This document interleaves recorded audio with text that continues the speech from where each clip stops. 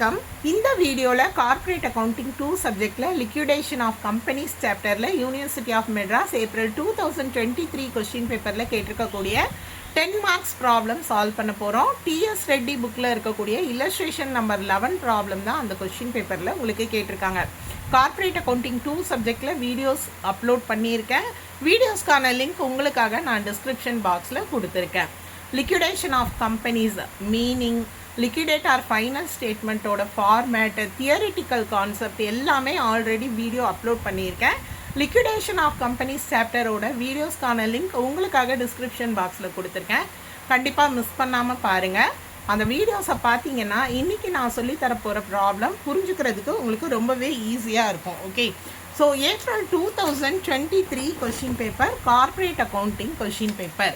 இந்த கொஷின் பேப்பரில் பார்த்தீங்க அப்படின்னா உங்களுக்கு question number 22 liquidators final statement of accounts prepares பண்ண சொல்லியிருக்காங்க. ஓகே, ப்ராப்ளம் ரீட் பண்ணி என்னென்ன இன்ஃபர்மேஷன்ஸ் கொடுத்துருக்காங்க அப்படின்றத ஃபஸ்ட்டு நம்ம தெரிஞ்சுக்கலாம். From the data relating to a company in voluntary liquidation you are asked to prepare liquidators final statement of accounts. Liquidation அப்படின்றது என்ன அப்படின்னு பார்த்தீங்கன்னா, ஒரு கம்பெனியை க்ளோஸ் பண்ணுறாங்க, கம்பெனி கம்ஸ் டு எண்ட். அந்த டைமில் என்ன பண்ணுவாங்க அப்படின்னு பார்த்தீங்கன்னா, அவங்களோட அசட்டை சேல் பண்ணி அதில் கிடைக்கக்கூடிய அமௌண்ட்டை வச்சு லயாபிலிட்டிஸ் பே பண்ணுவாங்க. அதை தான் வந்து லிக்விடேட்டர் ஃபைனல் ஸ்டேட்மெண்ட் ஆஃப் அக்கௌண்ட்டில் ரெக்கார்ட் பண்ணுவாங்க. ஓகே, ஸோ ரிலேட்டட் இன்ஃபர்மேஷன்ஸ் என்னென்ன அப்படின்றத தெரிஞ்சுக்கலாம். Cash with liquidator. ஸோ இதுக்காக ஒரு பர்சன் அப்பாயின்மெண்ட் பண்ணியிருப்பாங்க, லிக்விடேட்டர்.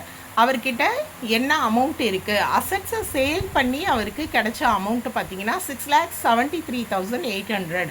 இந்த அமௌண்ட்டு பார்த்தீங்க அப்படின்னா ஒரு சிலருக்கு பேமெண்ட் ஆல்ரெடி முடிச்சாங்க. யாருக்கெல்லாம் பேமெண்ட்டு முடிஞ்சுது அப்படின்னு பார்த்தீங்கன்னா, secured creditors and debenture holders. இவங்க 2 பேருக்கும் பே பண்ணது போக லிக்விடேட்டர் கிட்ட இருக்கிற அமௌண்ட் இந்த அமௌண்ட்டு. ப்ரிஃபரன்ஷியல் கிரெடிட்டார்ஸ்க்கு இனிமேல் தான் பே பண்ணணும், 30,000 பே பண்ணணும். அன்செக்யூர்டு கிரெடிட்டார்ஸ்க்கான அமௌண்ட்டு பார்த்தீங்கன்னா 2,15,000. அடுத்து பார்த்தீங்கன்னா உங்களுக்கு கேபிட்டல் இன்ஃபர்மேஷன் கொடுத்துருக்காங்க. ப்ரிஃபரன்ஸ் ஷேர்ஸ் என்ன நம்பர் ஆஃப் ஷேர்ஸ், எவ்வளோ ஃபேஸ் வேல்யூ கொடுத்துருக்காங்க. 2,000 ஈக்விட்டி ஷேர்ஸ் ஆஃப் 100 ஈச். இது பார்த்தீங்கன்னா 75 பெர் ஷேர் தான் பெய்ட் அப் அப்படின்னு கொடுத்துருக்காங்க. இன்னொரு டைப் ஆஃப் ஈக்விட்டி ஷேர்ஸ் இருக்குது. அது பார்த்தீங்கன்னா நம்பர் ஆஃப் ஷேர்ஸ் 6,000 ஷேர்ஸ். இது பார்த்தீங்கன்னா ₹60 per share paid up. Liquidator remuneration percentage கொடுத்துருக்காங்க. ப்ரிஃபரன்ஷியல் கிரெடிட்டார்ஸில் 2% கேல்குலேட் பண்ணணும், அன்செக்யூர்டு கிரெடிட்டார்ஸ்லையும் 2% கேல்குலேட் பண்ணணும். அண்ட் ப்ரிஃபரன்ஸ் டிவிடெண்ட் பார்த்தீங்கன்னா arrears for 2 years. Okay, so இப்போ ப்ராப்ளம் சால்வ் பண்ணுறதுக்கு முந்தி ஃபஸ்ட்டு ஒரு முறை நான் உங்களுக்கு இந்த லிக்விடேட்டர் ஃபைனல் ஸ்டேட்மெண்ட்டோட ஃபார்மேட்டை ஞாபகப்படுத்திடுறேன். Okay, liquidator final statement. So ஏற்கனவே சொன்ன மாதிரி கம்பெனி க்ளோஸ் பண்ணும்போது அசட்டை சேல் பண்ணுறாங்க. அந்த அசட்டை சேல் பண்ணி அவங்கக்கிட்ட அமௌண்ட் இருக்கும், அது வந்து ரிசிப்ட் சைடு நம்ம ரெக்கார்ட் பண்ணணும். ஓகே, அண்ட் பேமெண்ட்டு, லயாபிலிட்டிஸ் எல்லாம் பே பண்ண போகிறாங்க. இந்த பேமெண்ட் பார்த்திங்கன்னா இதில் கொடுத்துருக்க இதே ஆர்டரில் தான் பேமெண்ட் இருக்கணும். இந்த பேமெண்ட் மாறக்கூடாது.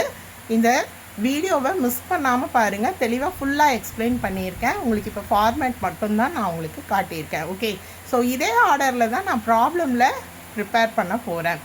உங்களுக்கு ஒரு சின்ன டிப்ஸ் கொடுத்துட்றேன். எக்ஸாமில் ஃபஸ்ட்டு இந்த ஃபார்மேட்டை மறக்காமல் எடுத்து எழுதிடுங்க. ஓகே, அதுக்கப்புறமா நீங்கள் இந்த அமௌண்ட் ரெக்கார்ட் பண்ணுறதுக்கு கேல்குலேஷன் அமௌண்ட்டில் மிஸ்டேக்ஸ் இருக்கலாம், கேல்குலேஷன் மிஸ்டேக்ஸ் இருக்கலாம். ஆனால் ஃபார்மேட்டுக்கே 10 மார்க் ப்ராப்ளம்னா மினிமம் உங்களுக்கு பார்த்தீங்கன்னா 5 அல்லது 4 மார்க்ஸ் கிடைக்கும். ஓகே, ஸோ ப்ராப்ளம் புரிஞ்சாலும் சரி புரியலனாலும் சரி ஃபஸ்ட்டு ஃபார்மேட்டை மனப்பாடமாக எடுத்து எழுதிடுங்க. இது ஒரு முக்கியமான டிப்ஸ் இந்த ப்ராப்ளம் சால்வ் பண்ணுறதுக்கு. அடுத்து நம்ம இப்போ ப்ராப்ளம் சால்வ் பண்ணுறதுக்கு லிக்விடேட்டர்ஸ் ஃபைனல் ஸ்டேட்மெண்ட் ஃபார்மேட்டை எடுத்து எழுதியிருக்கேன். Receipt side and payment side அப்படின்னு எடுத்து எழுதியிருக்கேன். ஓகேவா, ப்ராப்ளமில் கொடுத்துருக்க இன்ஃபர்மேஷன் படி பாருங்கள். நமக்கு பார்த்தீங்க அப்படின்னா ஃபஸ்ட்டு இன்ஃபர்மேஷன் கேஷ். ஓகேவா, ஸோ நான் ஆல்ரெடி ஃபார்மேட் சொல்கிறேன்னு சொல்லியிருந்தேன் இல்லையா உங்களுக்கு. ஃபார்மேட்டில் பார்த்தீங்கன்னா ஃபஸ்ட்டு இன்ஃபர்மேஷனே என்ன இன்ஃபர்மேஷன் தான், கேஷ் இன் ஹேண்டு தான். ஓகேவா, ஸோ கேஷ் இன் ஹேண்டை நம்ம ஃபஸ்ட்டு எடுத்து எழுதிக்கலாம். இன்ஃபர்மேஷனை நான் ரெக்கார்ட் பண்ண போகிறேன். Okay, cash in hand. Cash in hand அப்படின்னு பார்த்தீங்கன்னா நமக்கு 6,73,800 கொடுத்துருக்காங்க. ஓகேவா, ஸோ கொடுத்துருக்க அமௌண்ட் எழுதியாச்சு. அடுத்து அசட்ஸ் ரியலைஸ்டெல்லாம் நமக்கு இல்லை, கால்ட் அப் கேபிட்டல் எதுவும் இப்போதைக்கு இல்லை. நம்ம பேமெண்ட் சைடு தான் அடுத்து ரெக்கார்ட் பண்ண போகிறோம். ஸோ பேமெண்ட் சைடை பொறுத்த வரைக்கும் பார்த்தீங்க அப்படின்னா இந்த ஆர்டரை மாற்றாதீங்க. ஃபஸ்ட்டு நீங்கள் லீகல் சார்ஜஸ் தான் ரெக்கார்ட் பண்ணணும். ஓகேவா? ஸோ அந்த அமௌண்ட்டு கொடுக்கல அப்படின்னா நீங்கள் நில் அப்படின்னு எடுத்து எழுதிக்கலாம். நம்ம ப்ராப்ளமில் ரீட் பண்ண வரைக்கும் லீகல் சார்ஜஸ் அமௌண்ட்டு கொடுக்கல, ஸோ அப்படியே நான் நில் அப்படின்னு எடுத்து எழுதிடுறேன். அடுத்து நம்ம லிக்விடேட்டார் ரெம்யூனரேஷன் கால்குலேட் பண்ணணும். ஓகே, ஸோ இந்த லிக்விடேட்டார் ரெம்யூனரேஷன் அப்படின்னு ஹெட்டிங் எழுதிடலாம். எவ்வளோ பர்சன்டேஜ் அப்படின்றது கொடுத்துருக்காங்க இல்லையா, அந்த பர்சன்டேஜையும் நம்ம எடுத்து எழுதிக்கலாம். ஓகே, ஸோ இந்த liquidator remuneration 2% on preferential creditors and 2% on unsecured கிரெடிட்டார்ஸ்னு கொடுத்துருக்காங்க. நான் ஃபஸ்ட்டு பர்சன்டேஜை எடுத்து எழுதிடுறேன். 2% on preferential creditors, 2% on unsecured creditors. Okay, so எப்போவுமே பார்த்தீங்க அப்படின்னா இதில் நம்ம கொஞ்சம் பேமெண்ட் இன்ஃபர்மேஷன் எழுதிட்டு அன்செக்யூர்டு கிரெடிட்டார்ஸ் வர்ற வரைக்கும் என்ன ஆர்டர் இருக்கோ அதை எழுதிடணும்.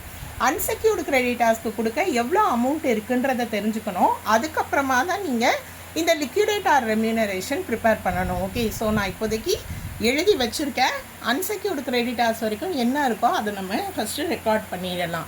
அடுத்து நமக்கு பார்த்திங்கன்னா லிக்விடேஷன் எக்ஸ்பென்சஸ் கொடுத்துருக்காங்க இல்லையா. ஸோ லிக்விடேஷன் எக்ஸ்பென்சஸ்னு எழுதியிருக்கேன். இதுதான் ஆர்டர் ஆஃப் பேமெண்ட் நமக்கு. ஓகேவா? இந்த லிக்விடேஷன் எக்ஸ்பென்சஸ் பார்த்திங்கன்னா நில் தான். நம்ம ப்ராப்ளம் ரீட் பண்ணோம் இல்லையா, எக்ஸ்பென்சஸ்னு எதுவும் கொடுக்கல, அதனால் நான் எடுத்து எழுதலை. அடுத்து பார்த்திங்கன்னா debenture holders, preferential creditors. Debenture holders நான் எடுத்து எழுதிக்கிறேன். ஆனால் நமக்கு ப்ராப்ளம்லேயே ஒரு இன்ஃபர்மேஷன் கொடுத்துருந்தாங்க. After payment to debenture holders அப்படின்னு தான் கொடுத்துருந்தாங்க. டிபென்ச்சர் ஹோல்டர்ஸ்க்கும் செக்யூர்டு கிரெடிட்டார்ஸ்க்கும் பே பண்ணதுக்கப்புறம்னு சொல்லி கொடுத்துருந்தாங்க இல்லையா. ஸோ அப்போ அதுவுமே நில் தான். ஃபார்மேட்டை அப்படியே தான் எழுதணும் நீங்கள். ஓகேவா? ஸோ அப்போ தான் ப்ராப்ளம் உங்களுக்கு கரெக்டாக போட முடியும். அடுத்து preferential creditors. Preferential creditors amount கொடுத்துருக்காங்க. ஓகேவா? ஸோ அந்த ப்ரிஃபரன்ஷியல் கிரெடிட்டார்ஸ்க்கான அமௌண்ட்டை நம்ம என்ன பண்ணலாம், எடுத்து எழுதிக்கலாம். ப்ரிஃபரன்ஷியல் கிரெடிட்டார்ஸ்க்கான அமௌண்ட்டு பார்த்திங்கன்னா 30,000. ஸோ அந்த 30,000 நான் எடுத்து எழுதிட்டேன். அடுத்து ஆர்டர் ஆஃப் பேமெண்ட்டில் பார்த்தீங்க அப்படின்னா அன்செக்யூர்டு கிரெடிட்டார்ஸ், அன்செக்யூர்டு கிரெடிட்டார்ஸ்னு அப்படி எடுத்து எழுதிக்கலாம். ஓகேவா? ஸோ நான் ஏற்கனவே சொன்ன மாதிரி இந்த லிக்விடேட்டார் ரெம்யூனரேஷன் இந்த ஃபார்மேட்டில் என்னென்ன பேமெண்ட் எல்லாம் இருக்கும் அன்செக்யூர்டு கிரெடிட்டார்ஸ் வரைக்கும் அதை எழுதிட்டு இவங்களுக்கு கொடுக்க அமௌண்ட் இருக்கான்னு செக் பண்ணிக்கணும். ஓகேவா? இப்போ ப்ரிஃபரன்ஷியல் கிரெடிட்டார்ஸை பொறுத்த வரைக்கும் பார்த்தீங்க அப்படின்னா ப்ரிஃபரன்ஷியல் கிரெடிட்டார்ஸ்க்கு 30,000 கொடுக்கணும். ரெசிப்ட் சைடில் பாருங்கள் 6,73,800 இருக்குது. ஸோ 30,000 ப்ரிஃபரன்ஷியல் கிரெடிட்டார்ஸ்க்கு கொடுத்துட்டோம் இல்லையா. அதில் 2% நம்ம கேல்குலேட் பண்ணலாம். அப்போது அடுத்து பார்த்தீங்க அப்படின்னா அன்செக்யூர்டு கிரெடிட்டார்ஸ். அன்செக்யூர்டு கிரெடிட்டார்ஸ்க்கு கொடுக்க வேண்டிய அமௌண்ட் பார்த்தீங்கன்னா 2,15,000. ஓகேவா? ஸோ 2,15,000 இருக்கான்னு செக் பண்ணிக்கோங்க. இருக்குது, தாராளமாக அன்செக்யூர்ட் கிரெடிட்டார்ஸ்க்கு பே பண்ண முடியும். 30,000 தான் பே பண்ணியிருக்கோம் இல்லையா 6 lakhsல. அப்போ 2,15,000 நம்மளால் பே பண்ண முடியும். சில ப்ராப்ளமில் பார்த்தீங்கன்னா அன்செக்யூர்டு கிரெடிட்டார்ஸ்க்கு கொடுக்குறதுக்கு அமௌண்ட் இருக்காது. அந்த ப்ராப்ளம்லாம் வீடியோ பார்த்துருப்பீங்க. ஓகேவா? ஸோ ப்ரீவியஸ் வீடியோலாம் பாருங்கள், இந்த லிக்விடேட்டார் ரெம்யூனரேஷன் புரியும். இவங்களுக்கு கொடுக்க அமௌண்ட் அப்படியே இருக்கிறதுனால இங்கே நான் இந்த 2,15,000ல் 2% கேல்குலேட் பண்ணிக்கிறேன் ரெம்யூனரேஷன். ஓகேவா? ஸோ நம்ம கேல்குலேட் பண்ணினா அந்த அமௌண்ட் எவ்வளோ அப்படின்றது லிக்விடேட்டார் ரெம்யூனரேஷன். ஓகேவா? ஸோ இது ரெண்டுக்குமே மொத்தமாக சேர்த்து 2,45,000ல் நான் மொத்தமாக 2%ன்னு போட்டால் எனக்கு 4,900 கிடைக்குது. தனித்தனியாகவும் நீங்கள் கேல்குலேட் பண்ணிக்கோங்க. என்கிட்ட கேல்குலேட்டர் இல்லாததுனால மொத்த கேல்குலேஷனை நான் இங்கே போட்டுட்டேன். ஓகே, அடுத்து ஆர்டர் ஆஃப் பேமெண்ட்டில் என்ன இன்ஃபர்மேஷன் அப்படின்றத பாருங்கள். ப்ரிஃபரன்ஸ் ஷேர் ஹோல்டர்ஸ்க்கு பே பண்ணணும். ஏன்னா 6 lakhsல 2,45,000 சம்திங் தான் நம்ம பே பண்ணியிருக்கோம். ஓகேவா? அப்போ இன்னுமே 6 lakhsல பேலன்ஸ் இருக்குது. அதனால் நம்ம ப்ரிஃபரன்ஸ் ஷேர் ஹோல்டர்ஸ்க்கும் கொடுக்கலாம். அண்ட் ப்ரிஃபரன்ஸ் ஷேர் ஹோல்டர்ஸ்க்கு பே பண்ணும்போது ப்ரிஃபரன்ஸ் டிவிடெண்டையும் நம்ம என்ன பண்ணலாம், சேர்த்து பே பண்ணலாம். ஸோ ப்ரிஃபரன்ஸ் டிவிடெண்ட் எவ்வளோ அரியர்னு கொடுத்துருந்தாங்க இல்லையா. ப்ரிஃபரன்ஸ் ஷேர் ஹோல்டருக்கு கொடுக்க வேண்டியது 4,000 × 100. ஓகேவா? ஸோ அந்த 4,000 × 100 எவ்வளோ அப்படின்றத அந்த கேபிட்டலை நான் எடுத்து எழுதிக்கிறேன். அமௌண்ட் இருக்கிற வரைக்கும் நம்ம என்ன பண்ணலாம், பேமெண்ட்டு கொடுத்துக்கிட்டே இருக்கலாம். அமௌண்ட் இல்லைன்னா இங்கேயே ஸ்டாப் ஆகிடும். அன்செக்யூர்ட் கிரெடிட்டார்ஸ்க்கே இல்லைன்னா அங்கேயே ஸ்டாப் ஆகிருக்கும். நிறைய இருக்கிறதுனால நம்ம போடுறோம். ஓகேவா? அரியர் அமௌண்ட் எவ்வளோ அப்படின்னு பார்த்தீங்கன்னா 2 இயர்ஸுக்கு அரியர்னு சொல்லியிருக்காங்க. அந்த 2 இயர்ஸ்க்கு அரியர் அப்படின்னும் போது அந்த டிவிடெண்ட் பர்சன்டேஜ் இருக்குது இல்லையா, அதை வச்சு நீங்கள் டிவிடெண்ட் எவ்வளோன்றதை கேல்குலேட் பண்ணணும். ஓகே, எப்படி கேல்குலேட் பண்ணணும் அப்படின்றத சொல்கிறேன் பாருங்கள். டிவிடெண்ட், இந்த டிவிடெண்ட் பார்த்தீங்கன்னா அவங்களோட அந்த 4 lakhsல பர்சன்டேஜ் எவ்வளோ, ப்ரிஃபரன்ஸ் ஷேர்ஸ்க்கு பார்த்தீங்கன்னா 6%. ஸோ அந்த 6% இன்ட்டு 2 இயர்ஸ், 2 வருஷத்துக்கு இல்லையா. இன்ட்ரெஸ்ட் டிவிடெண்ட் பர்சன்டேஜ்னால் இது மட்டும் போட்டால் போதும். 2 இயர்ஸ்க்குன்றதுனால நான் 2ஆல் மல்டிப்ளை பண்ணுறேன். நீங்கள் மல்டிப்ளை பண்ணால் 48,000 rupees கிடைக்கும். ஓகேவா? ஸோ டோட்டலாக ப்ரிஃபரன்ஸ் ஷேர் ஹோல்டர்ஸ்க்கு கிடைக்கக்கூடிய அமௌண்ட் 4,48,000. அதை நான் இங்கே எடுத்து எழுதிட்டேன். ஓகேவா? இப்போது நீங்கள் டோட்டல் பண்ணுங்கள். இதுக்கப்புறம் ஈக்விட்டி ஷேர் ஹோல்டர்ஸ்க்கு கொடுக்குறதுக்கு அமௌண்ட் இருக்கான்னு கேல்குலேட் பண்ணுங்கள். இப்போ நம்மக்கிட்ட இருக்கிற அமௌண்ட் எவ்வளோ பாருங்கள், 6,73,800. ஓகேவா? ரெசிப்ட் சைடு இருக்குது. ஸோ இப்போ எவ்வளோ பேமெண்ட் சைடில் நம்ம ரெக்கார்ட் பண்ணியிருக்கோம் அப்படின்றத செக் பண்ணிக்கலாம். ஏன்னா ஈக்விட்டி ஷேர் ஹோல்டர்ஸ்க்கு கொடுக்குறதுக்கு அமௌண்ட் இருக்கா அப்படின்றத நம்ம பார்த்துக்கலாம். நான் ஏற்கனவே சொன்ன மாதிரி உங்களுக்கு இது வந்து ப்ராப்ளம் இல்லஸ்ட்ரேஷன் நம்பர் 11ல் இருக்கக்கூடிய ப்ராப்ளம் தான். இந்த ஒர்க்கிங் நோட் மட்டும் நான் அப்படியே உங்களுக்கு சொல்லிடுறேன், பார்த்துக்கோங்க. ஸோ நம்மக்கிட்ட கையில் இருக்கிற அமௌண்ட் 6,73,800 இல்லையா. நான் இப்போ செக் பண்ணுறேன். இந்த பக்கம் நம்ம போட்டோம் இல்லையா, இந்த liquidator remuneration, preferential creditors, unsecured creditors, இது வரைக்கும் நான் டோட்டல் பண்ணுறேன். இன்னும் நம்ம ஈக்விட்டி ஷேர் ஹோல்டர்ஸ்க்கு போகலை. எவ்வளோ அமௌண்ட்டு தேவைப்படுது அப்படின்றத தான் நம்ம பார்க்குறோம். ஓகே, 4,48,000 வரைக்கும் நம்ம ஆட் பண்ணிக்கிறோம். ஸோ இந்த பேமெண்ட் எல்லாத்தையும் ஆட் பண்ணால் 6,97,900. ஆனால் நம்மக்கிட்ட இருக்கிறது 6,73,800. ஓகேவா? அப்போ இன்னுமே நமக்கு பேமெண்ட்டுக்கு எவ்வளோ கம்மியாக இருக்குது அப்படின்னு பார்த்தீங்கன்னா 24,100. இது தவிர நம்ம ஈக்விட்டி ஷேர் ஹோல்டர்ஸ்க்கும் என்ன பண்ணணும், பேமெண்ட் கொடுக்கணும் இல்லையா. அப்போ எவ்வளோ இன்சஃபிஷியன்ட் அப்படின்றத நம்ம கேல்குலேட் பண்ணிடலாம். ஓகே, ஸோ இப்போ பார்த்தீங்க அப்படின்னா 2,000 ஈக்விட்டி ஷேர் ஹோல்டர்ஸ்க்கு வந்து 75 rupees கொடுக்கணும் அப்படின்னா எவ்வளோ தேவை, 2,000 × 75 1,50,000.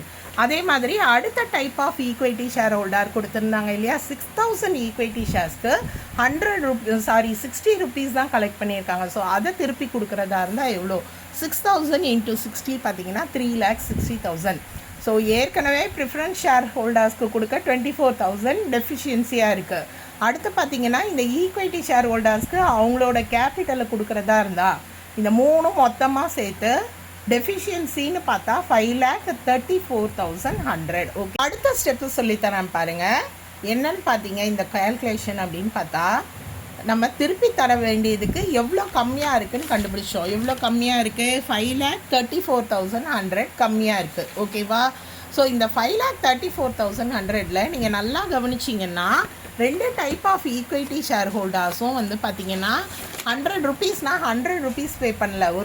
இந்த டைப் ஆஃப் ஷேர் ஹோல்டர் 75 பே பண்ணியிருக்காங்க. இந்த டைப் ஆஃப் ஷேர் ஹோல்டர் எவ்வளோ பே பண்ணியிருக்காங்க, 60. ஓகேவா?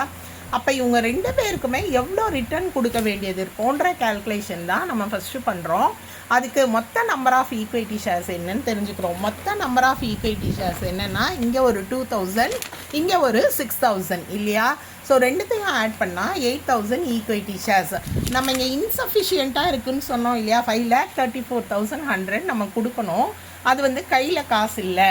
அந்த 5,34,100ன்றது லாஸு. அதை வந்து இந்த 8,000க்கும் பிரித்தோம்னா ஒவ்வொரு ஈக்விட்டி ஷேர் ஹோல்டர்ஸும் வந்து நம்ம 66 rupees ஓகேவா கலெக்ட் பண்ணுற மாதிரி இருக்கும்.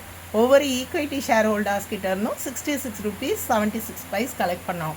பட் இங்கே பார்த்தீங்க அப்படின்னா கலெக்ட் பண்ணுறதுக்கு ஆல்ரெடி ஒரு டைப் ஆஃப் ஷேர் ஹோல்டர் எவ்வளோ பே பண்ணியிருக்காங்கன்னா 75 rupees பே பண்ணிட்டாங்க. அப்போ நம்ம 66 rupees கலெக்ட் பண்ணணும்னு பார்த்தோம் இல்லையா. அப்போ பேலன்ஸ் இவங்களுக்கு நம்ம பே பண்ணணும். 66 rupees ஏற்கனவே அவங்க கொடுத்துட்டாங்க, 75 கொடுத்துட்டாங்க.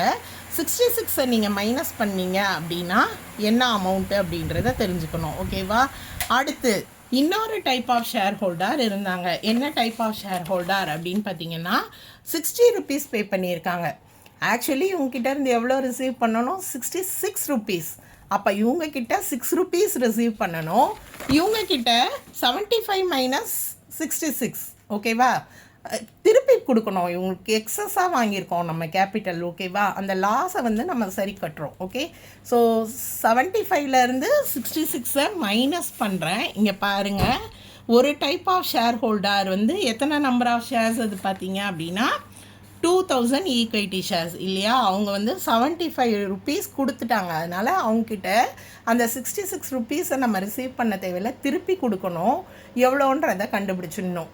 அடுத்த டைப் ஆஃப் ஷேர் ஹோல்டருக்கு நம்ம 6 rupees கலெக்ட் பண்ணணும். ஓகே, இதை தான் வந்து இப்போ நம்ம இந்த ப்ராப்ளமில் கடைசியாக எடுத்து எழுதணும். Okay, amount paid to equity share holders 2000.